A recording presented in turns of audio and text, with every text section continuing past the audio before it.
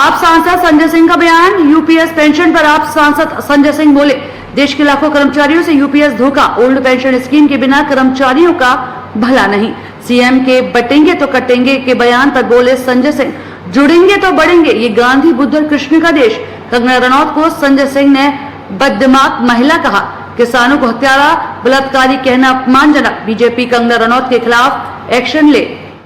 23 साल पुराने मामले में मुझे लोअर कोर्ट से और उसके बाद फिर सेशन कोर्ट से 3 महीने की सजा हुई थी और मेरे साथ कांग्रेस के नेता कमल श्रीवास्तव जी, संतोष चौधरी जी, समाजवादी पार्टी के पूर्व विधायक अनूप संडा जी, भारतीय जनता पार्टी के पूर्व नगर अध्यक्ष सुभाष चौधरी जी और वर्तमान सभासद विजय सेक्रेटरी जी को सजा हुई।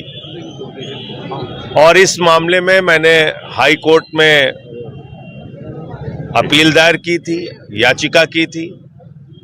वहां पर वरिष्ठ अधिवक्ता सतीश मिश्रा जी ने बहस की और माननीय उच्च न्यायालय ने मुझे राहत देते हुए सजा पर रोक लगाई, कमल श्रीवास्तव जी की सजा पर रोक लगाई और जमानत लेने का निर्देश दिया लोअर कोर्ट से, ट्रायल कोर्ट से।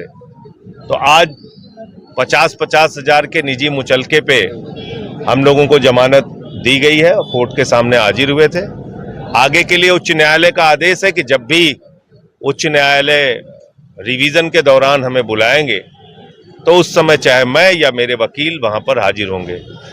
अरविंद सिंह राजा जी और यहाँ पे मदन सिंह जी इस पूरे मामले को देख रहे थे और अब आगे जो भी कार्रवाई होगी उसमें न्याय संगत जो कुछ भी होगा वो हम लोग करेंगे।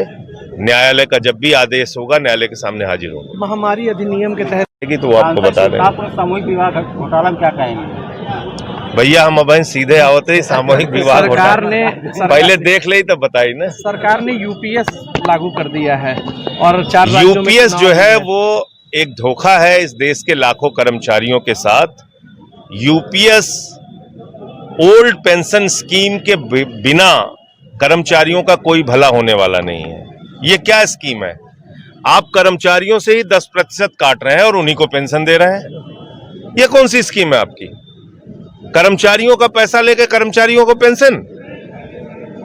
तो यूपीएस जो है वो पूरी तरीके से फ्रॉड है इस देश के कर्मचारियों के साथ और उनके मन में काफी गुस्सा और रोष है। और दूसरी बात, इस देश के दलितों और ओबीसी के साथ भी ये धोखा है। क्यों है? आपने ओबीसी में उम्र की छूट दे रखी है, 38 साल तक सरकारी नौकरी पा सकते हैं। दलित और आदिवासी में छूट दे रखी है, 40 साल तक वो नौकरी पा सकते हैं। तो 25 साल पेंशन पाने का जो क्राइटेरिया है नौकरी करने का, इससे ओबीसी भी वंचित हो जाएगा और दलित भी वंचित हो जाएगा और आदिवासी भी, क्योंकि 36 साल में जो नौकरी करेगा तो 24 साल ही नौकरी कर पाएगा। 38 साल में जो नौकरी करेगा वो 22 साल ही नौकरी कर पाएगा। 40 साल में जो नौकरी करेगा वो 20 साल ही नौकरी कर पाएगा। तो दलितों, पिछड़ों और आदिवासियों को पेंशन मिलेगी नहीं, जबकि 24-24 साल तक उनका पेंशन के नाम पे पैसा हर महीने 10% कटेगा। देश के अर्धसैनिक बलों के साथ धोखा है, जो 20 साल के बाद रिटायर हो जाते हैं, पैरामिलिट्री फोर्सेस के लोग, उनको पेंशन कहां मिलेगी? तो कुल मिला के यूपीएस से काम चलने वाला नहीं है। ओपीएस की बहाली होनी चाहिए। पहले जीपीएफ कटता था कर्मचारियों का, 1 रुपए ब्याज नहीं लगता था। बेटी की शादी में पैसा निकाल लेते थे, कभी जमीन का टुकड़ा खरीदना हो पैसा निकाल लेते थे लोग। आपने कर्मचारी का पैसा काट के कर्मचारी को पेंशन दे रहे हैं। ये कौन सी योजना है आपकी? तो इसलिए ये एक फ्रॉड है और 4 राज्यों के चुनाव को देखते हुए ये एक चुनावी जुमला बीजेपी सरकार लेके आई है। सर, ये अभी मुख्यमंत्री जी का एक बयान आया है कि अगर बटेंगे तो कटेंगे और एक जुड़ेंगे तो बढ़ेंगे। ये गांधी का देश है, गौतम बुद्ध का देश है, भगवान कृष्ण का देश है। ये देश उन मान्यताओं पे यकीन रखता है जहां पर हम प्रेम और अहिंसा की बात करते हैं। नफरत की बुनियाद पे दुनिया का कोई मुल्क आगे नहीं जा सकता।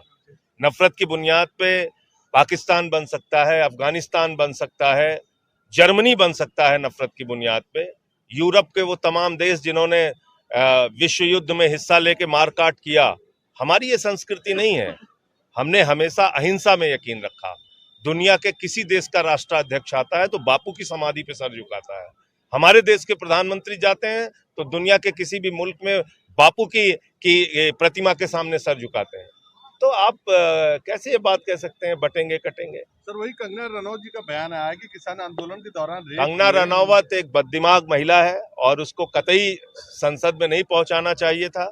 किसानों को बलात्कारी कह रही हैं, हत्यारा कह रही हैं। बहुत ही ये अपमानजनक बात है और मैं समझता हूं कि भारतीय जनता पार्टी को इसके ऊपर एक्शन लेना चाहिए। सर जैसा निर्विरोध चुने गए हैं, जैसा उसके निर्विरोध अध्यक्ष चुने गए हैं, इसको किस नजर से देखते तो बाकी लोग क्या कर रहे हैं भैया? ये तो देखो, सबको पकौड़ा तलना है, उनको आईसीसी चेयरमैन भाजपा बनना। अन्य राजनीतिक दलों पर परिवारवाद का आरोप लगाती है। अभी जैसा आईसीसी के चेयरमैन हो गए, रोहन जेटली जो अरुण जेटली के बेटे हैं वो महासचिव होने जा किसी रहे हैं। गलत फहमी में किसी को नहीं रहना चाहिए। बीजेपी में भी घोर परिवारवाद है।